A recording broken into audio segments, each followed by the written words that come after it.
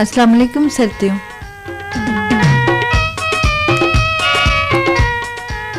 Programme सानी सर्दियों जा समूरा रंग साण करे हाज़िर आहियां अवां जी मेज़बान निशा कंवर। अॼोको प्रोग्राम अवां सभिनी जे समातुनि ताईं रसण लाइ असां साण गॾु फ़नी सहकारी आहे अब्दुल मजीद कटोहर। जॾहिं त प्रोग्राम साणे सर्दियों जा समूरा रंग अवां सभिनी सर्दियुनि जे लाइ सहेड़िया आहिनि प्रोड्यूसर मीर मल्ला।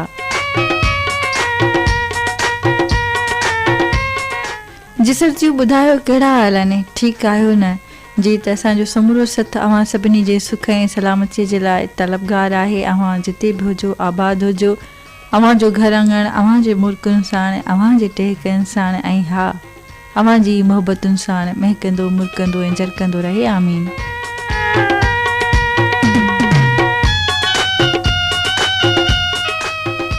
सर्दियों जेको प्रोग्राम साणे सर्दियों जो कुझु विचूर हिन तरह सां आहे त प्रोग्राम जी जेका इब्तिदा कंदासीं ऐं इब्तिदा में पाण जेका ॻाल्हि कंदासीं सा ॻाल्हि कंदासीं ॿिन्ही जहाननि जे सरदार हज़रत मोहम्मद मुस्तफ़ा सल्लल्लाहु अलैहि वसल्लम जन जे हवाले सां। उनखां अलावा सर्दियूं मुख़्तलिफ़ सिलसिला असांजे प्रोग्राम जी सूंहं हूंदा आहिनि जेके अवां जे लाइ खणी ईंदियूं आहिनि असांजूं सर्दियूं। अॼोके प्रोग्राम साणी सर्दियूं में जेके सिलसिला शामिलु हूंदा उन्हनि में सिलसिलो काराइतियूं ॻाल्हियूं जेको अव्हां जे लाइ खणी ईंदी सर्दी शाज़िया नंगरे जो, ऐं उनखां अलावा ॿियो सिलसिलो अॼोके प्रोग्राम में जेको शामिलु हूंदो अव्हां ॿुधी सघंदियूं हुमायला जे आवाज़ में घर मुंहिंजी जन्नत आहे। ऐं सर्दियूं मौसीक़ी असांजे प्रोग्राम जी सूंहं हूंदी आहे, उहा बि असांजे प्रोग्राम में शामिलु हूंदी आहे। अॼोके प्रोग्राम सारी सर्दियों में जे आवाज़ खे अव्हां ॿुधी सघंदियूं उहो हूंदो अमीना जो। अमीना जे आवाज़ में असीं कलाम ज़रूरु गॾिजी ॿुधंदासीं। सर्दियूं पहिरीं जेका पाण ॻाल्हि कंदासीं प्रोग्राम जे इब्तिदा में सा ॻाल्हि कंदासीं ॿिन्ही जहाननि जे सरदार हज़रत मोहम्मद मुस्तफ़ा सल्लल्लाहु अलैहि वसल्लम जन जे हवाले सां। रसूल करीम सल्लल्लाहु अलैहि वसल्लम जन जी निगाह करीमी धीअ भेण ऐं माउ जा हक़ अता फ़रमाए संदसि अज़मत खे बुलंदियुनि ते फ़ाइज़ फ़रमायो। जहालत जे दौर में औरत खे इंसान न पर सामान सम्झो वेंदो हो। धीअ जी पैदाइश ते पंहिंजे पाण खे ज़िलत खां बचाइण जे लाइ वालिदैन खे ज़िंदा दफ़न कंदा हुआ। पीउ जी वफ़ात खां पोइ न्याणियुनि जी मिल्कियत में औरतूं बि माल ऐं असबाब वांगुरु मुंतक़िल कयूं वेंदियूं हुयूं।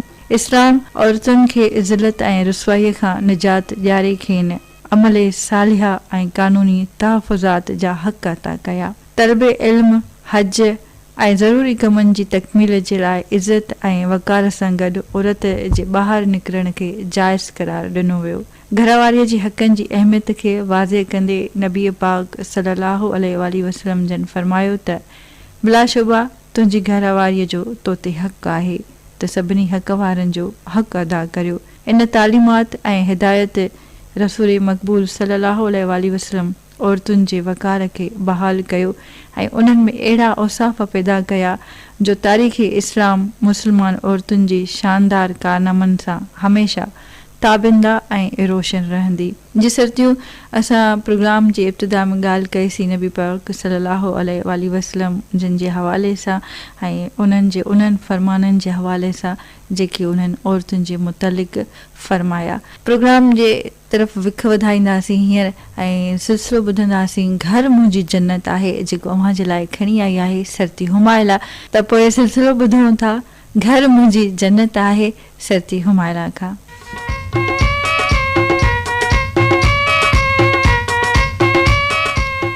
बहितर ज़िंदगी गुज़ारण जा असूल सर्दियूं हर इंसानु चाहे थो त इन जी शख़्सियत में कशिश हुजे। कुझु अहिड़ियूं शयूं इन जी शख़्सियत जो हिसो हुअणु घुरिजनि जिन जे करे माण्हू इन तरफ़ मुतवजा थियनि। इहो हिकु फितरी अमल आहे त असां चाहियूं था माण्हू असांखे पसंदि कनि, असांजी पज़ीराई कनि ऐं हमेशह असांजा परस्तार हुजनि। पंहिंजी शख़्सियत खे मुतासिर कंदड़ बणाइण लाइ असां तमामु घणी महिनत कंदा आहियूं, पर आम तौर ते इन महिनत जो दारोमदार सिर्फ़ु ऐं सिर्फ़ु हुसन ऐं चहिरे सां लाॻापियल हूंदो आहे। सर्दियूं जीअं ड्रेसिंग, मेकअप, हेयर स्टाइल वग़ैरह असां इन ॻाल्हि खां बिल्कुलु इनकार न करे सघंदासीं त इहे शयूं कंहिं बि शख़्सियत खे उभारण में अहम हूंदियूं आहिनि, पर इन सां गॾोगॾु कुझु ख़ूबियूं ऐं ख़ासियतूं इंसान खे पंहिंजे अंदर बि पैदा करणु घुरिजनि, जंहिंसां इन जी शख़्सियत पुरकशिश महसूसु थिए ऐं माण्हू पाण मुरादो इन तरफ़ मुतवजा थिए। पाण खे इहो महसूसु कराए वञे त इन जो हाल बहितरु आहे। को बि शख़्स इहो एतमाद सां न चई सघंदो त इन ज़िंदगीअ में ग़लतियूं न कयूं आहिनि। सर्दियूं मौजूदा दौर में हर शख़्स परेशानियुनि में फाथल आहे। ॾुख खां पोइ ख़ुशियुनि जो दौर बि ज़िंदगीअ में ज़रूरु अचिणो आहे ऐं ॾुख जे मरहले मां गुज़रण खां पोइ इंसान जीअण जा तमामु बहितरीनु तरीक़ा अख़्तियार करे थो ऐं इन जे रवैयनि में सुठी तब्दीली ज़ाहिर थींदी आहे। हिन ॻाल्हि मां साफ़ ज़ाहिर आहे त परेशानियुनि दौरान टेंशन वठणु फितरी ॻाल्हि आहे, पर इन परेशानीअ खे पाण ते कॾहिं बि हावी थियणु न ॾिजे, पर फ़िक्र ऐं परेशानीअ जो मज़बूतीअ सां मुक़ाबिलो करणु घुरिजे। सर्दियूं जेकॾहिं असां परेशान थींदासीं त हाल में जीअण त छा, पर सॼी ज़िंदगी टेंशननि ऐं मायूसियुनि में गुज़रंदी, जंहिं दौरान ग़लतियूं थींदियूं रहंदियूं आहिनि ऐं इंसान मुस्तक़िल ऊंधाईअ में भटकंदो रहंदो आहे। मुस्तक़बिल खे रोशन करण लाइ हाल में कुझु ॾिया रोशन करणा पवंदा त जीअं ईंदड़ ॾींहंनि में पंहिंजो मुस्तक़बिल ख़ुशगवार ऐं रोशन बणिजी सघे। सर्दियूं इहो कहिड़ी रीति मुमकिन आहे, इन जो हल असां तव्हांखे ॿुधायूं था। जॾहिं ज़िंदगीअ में मुनफ़ी सोच वाक़िया ऐं हालतूं मुसलसिल नुमाया थियनि त अहिड़ी सूरत में सभ खां पहिरीं सोचण जो नज़रियो या अंदाज़ तब्दील करणो पवंदो। जेसीं ताईं अव्हां ज़िंदगी ऐं इन मुतलिक़ शयुनि बाबति मुनफ़ी सोच न रखंदा, इन वक़्त ताईं अव्हां पंहिंजा मसइला हल न करे सघंदा ऐं न वरी ॿियो को अव्हां जा इहे मसइला सुलझाए सघंदो। सर्दियूं अहिड़नि मसइलनि खे हल करण लाइ ॿ ॻाल्हियूं अहम आहिनि। पंहिंजे सोचण जो नज़रियो मस्बत अख़्तियार कयो। ॿी ॻाल्हि इहा आहे त अव्हां पाण खे इन ॻाल्हि ते आमादा करियो त जेसीं ताईं असां ॾुखियुनि घड़ियुनि में हालतुनि ऐं वाक़िअनि खे यादि कंदा रहंदासीं, तेसीं ताईं मायूसियुनि जो दौरु ख़तमु थी न सघंदो। सर्दियूं इन सिलसिले में नफ़्सियाती माहिरनि जो बि इहो चवणु आहे त मुस्बत सोच ई असांजी हालतुनि खे बहितरु बणाए सघे थी ऐं असांजी ज़िंदगी ख़ुशगवार ऐं आसान गुज़रण जे लाइक़ु थी सघे थी। जॾहिं कंहिं सां कुझु ग़लति थी वञे या असांजा कम वरी असांजे सोचनि जे बिल्कुलु ई उपचड़ थियणु लॻनि त असां फ़िक्र ऐं मायूसीअ में मुब्तला थी वेंदा आहियूं, पंहिंजो पाण खे ऐं पंहिंजी क़िस्मत खे ज़िम्मेवार करार ॾियणु लॻंदा आहियूं। सर्दियूं किन हालतुनि में असां इहो बि चवंदा आहियूं त इहो सभु कुझु रुॻो असां सां ई छो थी रहियो आहे, वग़ैरह वग़ैरह। सर्दियूं अहिड़े क़िस्म जा जुमिला असां मायूसीअ जे वक़्त में चवंदा रहंदा आहियूं। असां सम्झंदा आहियूं त इहे शयूं कॾहिं बि सही थी न सघंदियूं ऐं हालतूं सदाईं असांजे ख़िलाफ़ ई रहंदियूं, पर जेकॾहिं अव्हां पंहिंजे माज़ीअ जो जाइज़ो वठंदव त ईअं महसूसु थींदो त वक़्तु सदाईं हिकु जहिड़ो न रहियो आहे। ख़राबु वक़्त में कुझु सुठा ऐं यादगार पल गुज़रंदा रहिया आहिनि। सर्दियूं कॾहिं कॾहिं ख़राबु हालतूं बि कुझु न कुझु ॾेई वेंदियूं आहिनि। जेकॾहिं अव्हां पंहिंजी नौकरीअ जे करे परेशान आहियो त इन जे लाइ तब्दीलीअ जी कोशिशि करियो ऐं जेकॾहिं अव्हां चाहींदा त इन खां बि वधीक नौकरी मिली सघे थी, इहो बि हिकु सुठाईअ तरफ़ वञण जो बहितरीनु फ़ैसिलो आहे। जेकॾहिं असांखे इहो महसूसु थिए त औलाद ख़राबु थी रही आहे त इन ॻाल्हि में बि का चङाई लिकियल हूंदी आहे, छाकाणि त अहिड़ियुनि हालतुनि में औलाद खे असांजी ज़रूरत हूंदी आहे ऐं असां जेकॾहिं इन्हनि खे सही राह ते आणे वियासीं त इहो बि हिकु सुठो अमल लेखियो वेंदो। सर्दियूं असांखे इहा ॻाल्हि क़बूलु करणु घुरिजे त जेको कुझु ज़िंदगीअ में थिए थो, इन जी नोयत सुठी या ख़राबु छो न हुजे, पर इन जे पोयां का न का लिकियल मसलियत ज़रूरु हूंदी आहे। मसइला हिकु न हिकु ॾींहुं ज़रूरु सही थी वेंदा आहिनि। जेकॾहिं दोस्तनि सां तालुकात ख़राबु थी वञनि त इन्हनि खे घुरिजे त इन्हनि सबबनि ऐं पहलुअनि खे सम्झूं ऐं इन्हनि जो जाइज़ो वठण जी कोशिशि करियूं त कहिड़ियुनि ॻाल्हियुनि जे करे तालुकातनि में छिकताण पैदा थी आहे। सर्दियूं असांखे कोशिशि करे अहिड़ियुनि शयुनि खे सम्झी इन्हनि ते कंट्रोल करणु घुरिजे।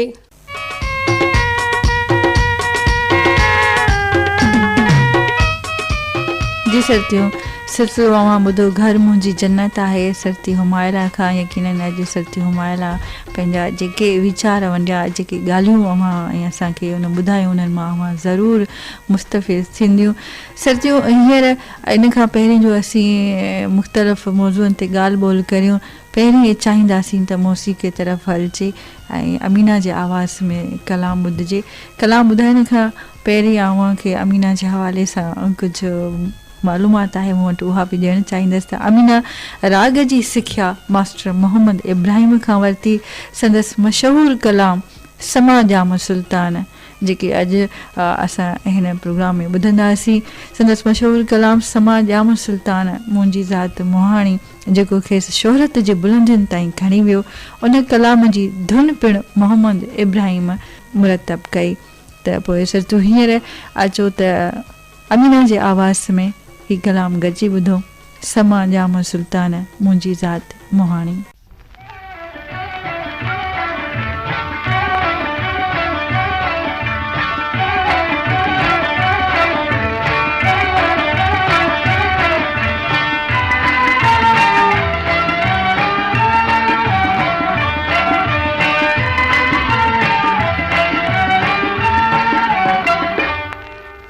जाम सुल्तान मुंहिंजी ज़ात मुहाणी। समा जाम सुल्तान मुंहिंजी ज़ात मुहाणी। मच्छूं रोज़ मारियूं मच्छूं रोज़ मारियूं मच्छूं रोज़ मारियूं मच्छूं रोज़ मारियूं डंबरा ॾियारी। समा जाम सुल्तान मुंहिंजी ज़ात मुहाणी। समा जाम सुल्तान मुंहिंजी ज़ात मुहाणी।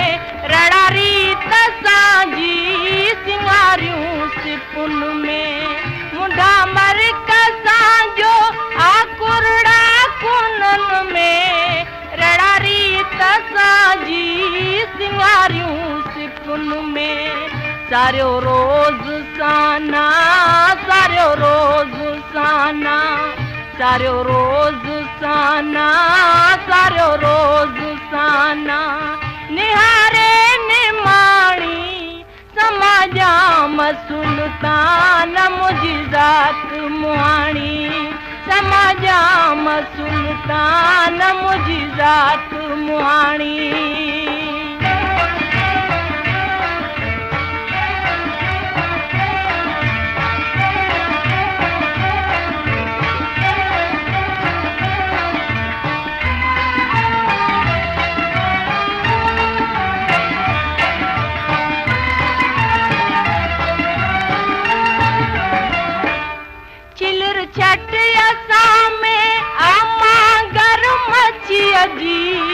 अपरे बसा में कमीना कचिया जी। चिलर चटिया सा में आमा घर मचिया जी। अपरे बसा में कमीना कचिया जी। वणा कीअं वरखे वणा कीअं वरखे वणा कीअं वरखे वणा कीअं वरखे सदाया सियाणी। समा जाम सुल्तान मुंहिंजी ज़ात मुहाणी। समा जाम सुल्तान मुंहिंजी ज़ात मुहाणी।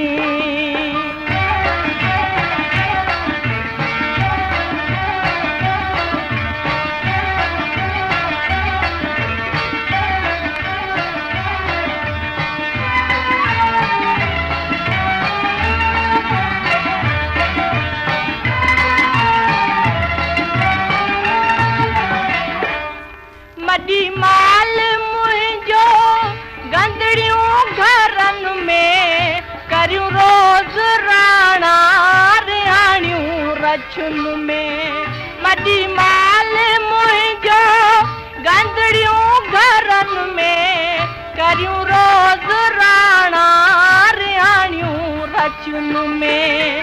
कीअं ते हाजी शाह कीअं ते हाजी शाह कीअं ते हाजी शाह कीअं ते हाजी शाह सारा जन जी राणी डंबरा दिहाड़ी। जिस सरतियूं अमीना जे आवाज़ में संदसि मशहूरु कलाम, उहो कलाम जेको खेसि शोहरत जे बुलंदियुनि ते खणी वियो, समा ॼाम सुल्तान मुंहिंजी ज़ात मोहाणी, अवां असां गॾिजी ॿुधोसीं। ऐं सरतियूं हींअर असीं जेका ॻाल्हि कंदासीं पंहिंजे प्रोग्राम साणीअ सरतियूं में, सा ॻाल्हि कंदासीं डायरी लिखण जे हवाले सां।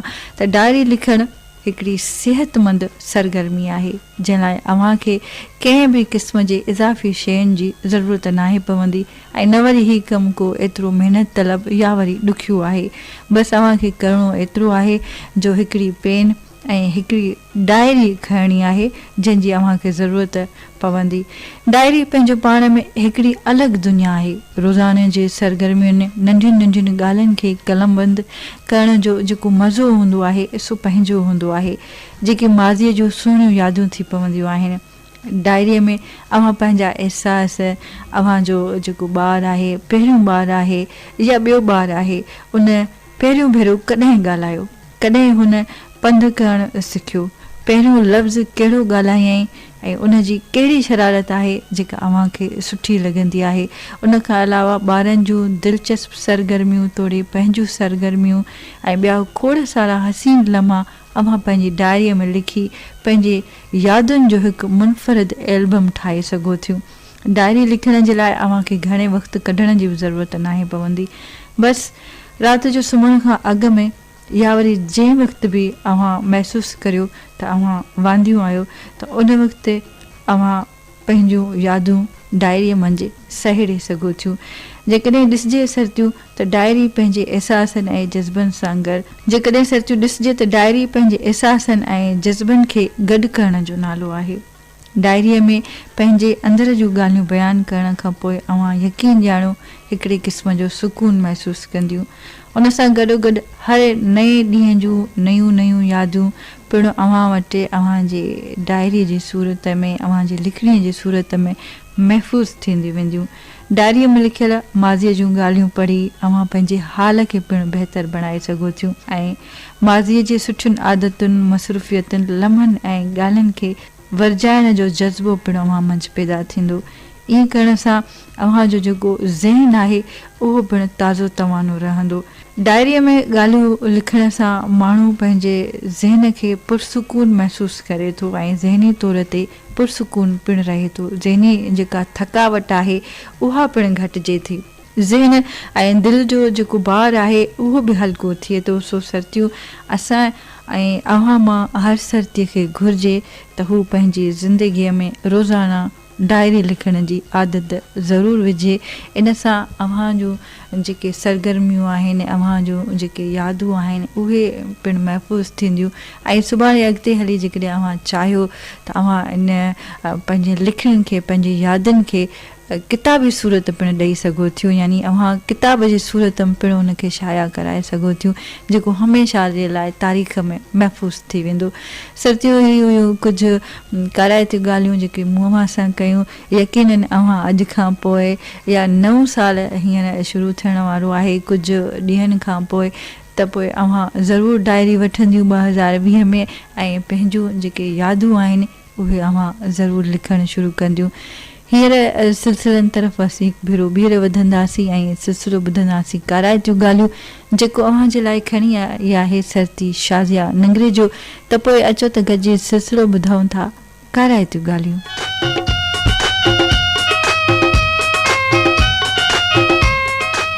सरतियूं ही सारो जहान अल्लाह ताला जो ख़ल्क़ियल आहे। ॾींहं जो आसमान ते चमकंदड़ सिज, राति जो चंड ऐं तारा, ज़मीन ते मौजूद पखी, पखण, जीत ॼणा जानवर, वण, टिण, ॿूटा ऐं गुल हिन काइनात खे वधीक ख़ूबसूरत करे रहिया आहिनि। जेको सभु कुझु हिक ई ज़ात बाबरकत जो ख़ल्क़ियल आहे। इन्हीअ तख़लीक़ में इंसान खे सभ खां उत्तम दर्जो ॾिनो वियो आहे। इंसान खे ॿिनि सूरतुनि में ख़ल्क़ियो वियो आहे, हिकु मर्द ऐं ॿियो औरत। औरत काइनात जी हिकु शाहकार तख़लीक़ आहे जंहिं पंहिंजे हुस्न खे वधीक निखारण लाइ नवां तरीक़ा अख़्तियार कया आहिनि। क़दीम ज़माने खां वठी अॼु ताईं औरत खे हार सिंगार करणु सुठो लॻंदो आहे। मुंहंनि जे दड़े खां वठी हड़ापा जे असरनि ताईं मिलंदड़ ज़ेवर इन्ही ॻाल्हि जी निशानदही कनि था त इन्हीअ ज़माने में बि औरत पाण खे सिंगारण संवारण लाइ ज़ेवर पाईंदी हुई। सरतियूं वक़्तु गुज़रण सां गॾोगॾु सोन ऐं चांदी जो इस्तेमालु थियण लॻो। इहे सभु शयूं ज़ाहिर कनि थियूं त औरत कहिड़े बि ज़माने जी हुजे, दुनिया जे कंहिं बि कुंड जी रहाइश पज़ीर हुजे, उहा पंहिंजे माहौल मुताबिक़ हार सिंगार करण जो शौक़ु रखंदी आहे। ख़ूबसूरती हर कंहिंखे पुरकशिश लॻंदी आहे, पर हद खां वधीक हर शइ ख़राब लॻंदी आहे। शुरू खां औरत जी उहा ख़्वाहिश रही आहे त हू सदाई दिलकश ऐं पुरकशिश नज़र अचे। उन लाइ हू हज़ारे जतन कंदी रहंदी आहे, पर अॼु जी औरत उन ख़ूबसूरती खे हासिल करण लाइ तमामु घणियूं कोशिशूं करे रही आहे। उहा लिबास खे ठाहिण, इस्त्री करण में कलाकनि जा कलाक ज़ाया करे छॾींदियूं आहिनि। नवां कपिड़ा, नवां ज़ेवर, रोज़ानो ब्यूटी पार्लर वञणु अॼु जी औरत जो मामूल बणिजी चुको आहे। इहे सभु ॻाल्हियूं मग़रिबी मुल्कनि में मौजूदु आहिनि, पर मशरिक़ी मुल्कनि में पिणु अहिड़े क़िस्म जूं रवायतूं शुरू थी रहियूं आहिनि। पाण तरक़ी पज़ीर मुल्कनि में बि औरत चाहे थी त आऊं बि आला क़िस्म जो लिबास, ज़ेवर ऐं हार सिंगार करियां। असांजे मुआशिरे में अहिड़े क़िस्म जी इजाज़त घटि आहे। औरत लाइ कुझु हदूं मुक़ररु आहिनि। पाकिस्तानी मुआशिरे में औरत फैशन जे लिहाज़ खां तमामु घणो अॻिते निकिरी चुकी आहे। हिते औरत मर्दाना कपिड़ा पाए यूरोपी तर्ज़ ज़िंदगी अख़्तियार करे हर जॻह ते घुमंदे फिरंदे ख़रीदारी कंदे नज़र ईंदियूं आहिनि। हालांकि असांजे समाज में अहिड़ियुनि शयुनि खे घटि पसंदि कयो वेंदो आहे। दुनिया जूं अक्सर औरतूं फिल्मी अदाकारनि खे पंहिंजो रोल मॉडल करार ॾींदियूं आहिनि। इहे औरतूं पंहिंजो पाण खे मग़रिबी रंग में आणे ख़ुदि खे तमामु घणो मॉडर्न तस्वर कंदियूं आहिनि। जेतोणीकि मॉडर्न हुजण जो मतिलबु उहो कतई न आहे त हू अहिड़े क़िस्म जा लिबास पाइनि, हद खां वधीक ब्यूटी पार्लर जो इस्तेमालु कनि। सरती ख़ूबसूरतीअ खे हासिल करण हिकु अलॻि ॻाल्हि आहे। मॉडर्न ऐं ख़ूबसूरत बणजण जे बहाने असां पंहिंजूं समाजी ऐं मुआशरती कल्चर खे ख़तमु करे रहिया आहियूं। अहिड़ो तर्ज़ी ज़िंदगी अख़्तियार करे रहिया आहियूं जंहिंजी असांजनि रवैयनि ऐं रस्मनि में मना थियल आहे। असां पंहिंजनि रवाजनि खे बिल्कुलु उबतड़ हली रहिया आहियूं। अॼु जी औरत ख़ुदि ई पंहिंजे लाइ ॾुखियाइयूं पैदा करे रही आहे। अॼु जी औरत नए ऐं तंग लिबास पाए पाण खे तबाह करे रही आहे ऐं ईंदड़ नसलुनि लाइ बि चङियूं रिवायतूं ऐं अमल मुंतक़िल करण लाइ को क़दम खणी न रही आहे। सरतियूं औरत हिकु धीअ बि आहे ऐं हिकु भेण बि आहे, हिकु माउ बि आहे ऐं हिकु ज़ाल बि आहे। जॾहिं औरत हिकु धीअ जे रूप में हूंदी आहे त अवां पंहिंजे घर वारनि लाइ रहमत सॾबी आहे। जॾहिं ज़ाल जो रूप अख़्तियार कंदी आहे त वरी मर्द जे लाइ हिकु ख़ूबसूरत तोहफ़ो सॾबी आहे। जॾहिं माउ बणबी आहे त उन जे क़दमनि हेठां जन्नत हूंदी आहे। पर इहे सभु दर्जा उन औरत वटि हूंदा आहिनि जेके चङनि उसूलनि ते अमल कंदियूं आहिनि। जेके औरतूं सुठी समाजी क़दरनि जी पैरवी न कंदियूं आहिनि, इहे धीअ जे रूप में पंहिंजे घर वारनि लाइ रहमत बजाए ज़हमत बणिजी वेंदियूं आहिनि। ज़ाल जे रूप में हिकु मुसीबत ऐं बदतरीन तोहफ़ो हूंदियूं आहिनि। जिते औरत खे ख़ूबसूरत ऐं अनमोल बणायो वियो आहे, उते उन लाइ कुझु उसूल बेवाज़िया कया विया आहिनि। जेकॾहिं इन्हनि उसूलनि ते अलॻि थी का औरत ज़िंदगी गुज़ारे थी त उहो सभिनी लाइ नुक़सानकार अमल आहे। औरत पंहिंजे हिसे जूं ज़िमेवारियूं अहसन तरीक़े सां निभाए ऐं ख़ालिकी हक़ीक़ी तरफ़ां ॾिनल सभिनी दर्जनि जो फ़ाइदो हासिल करे। ख़ूबसूरत नज़र अचण का ख़राब ॻाल्हि न आहे, पर छा अवां कॾहिं उहो सोचियो आहे त ज़ाहिरी ख़ूबसूरती वक़्त सां गॾोगॾु ख़तमु थी वेंदी आहे, पर दिलि जी ख़ूबसूरती हमेशह क़ाइमु रहंदी आहे। उन लाइ महिनत पंहिंजे दिलि जी ख़ूबसूरती वधाइण लाइ करणु घुरिजे, छाकाणि त उन मां अलाह ताला बि ख़ुशि थिए थो।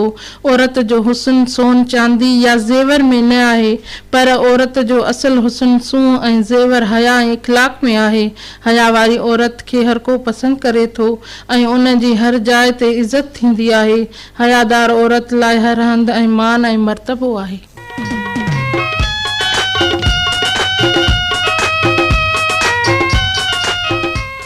जी सरतियूं सिलसिलो अव्हां ॿुधो कराए जूं ॻाल्हियूं जेको अव्हां ताईं पहुचायो सरती शाज़िया नंगरे जो। सरतियूं इन ते प्रोग्राम सारियूं सरतियूं पंहिंजी पुॼाणियूं तरफ़ रसियो। दुआ लाइ जॾहिं बि हथ खणो त मूंखे ऐं मुंहिंजे समूरे सथ खे ज़रूरु यादि रखिजो। ज़िंदगी वफ़ा कई ऐं इंसान साथ ॾिनो। तव्हां साण वरी कंहिं ॿिए प्रोग्राम में ज़रूरु मुलाक़ात थींदी। तेसिताईं स्टूडियो इंजीनियर अब्दुल मजीद कटोहर, प्रोग्राम जो पेशकार मीर मल्ला ऐं पंहिंजी मेज़बान ऐं सरती निशा कंवल खे इजाज़त ॾींदा। अलाह निगहबान, मोकिलानी नाहे, सदाईं गॾु।